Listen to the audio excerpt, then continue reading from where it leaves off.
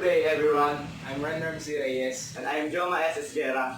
and we're here to discuss about dividing polynomials. I'm the one who will be discussing the long division method. And I am the one who will be discussing synthetic division method. So, let's proceed to the examples. So, this is our example, guys. Then, we cannot divide it into long division with that writings. And we need to change it into this.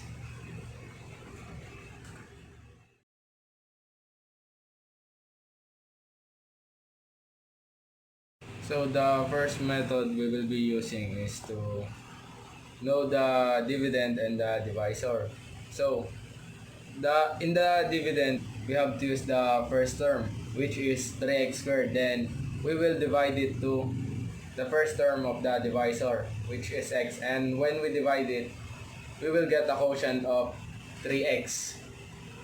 Then after we divide it, we will multiply it to the first term and to second term. Then we will get 3x squared and 6x.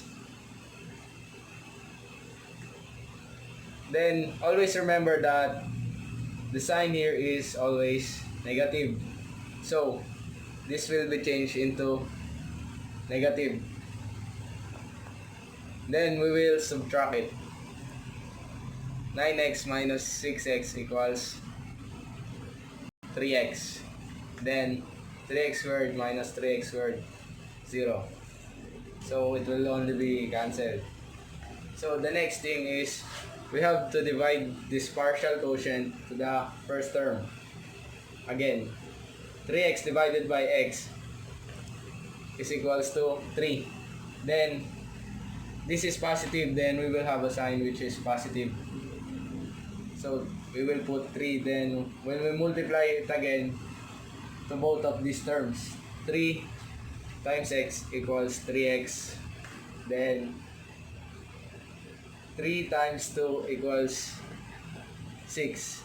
Then we have to bring it down, the positive 6. Then again, this is a subtraction. 6 minus 6 is equals to 0, and 3x minus 3x is equals to 0. So here is our quotient, 3x plus 3.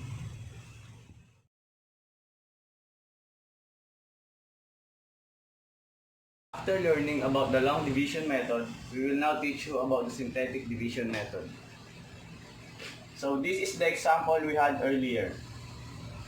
Like what teacher Renram said, this is the divisor and this is the dividend.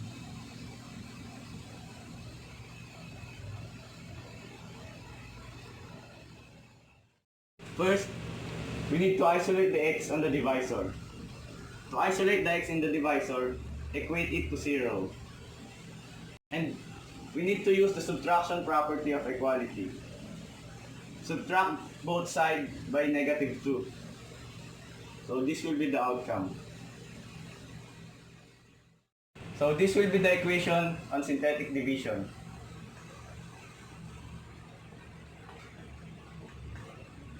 This x represents the coefficient of the divisor.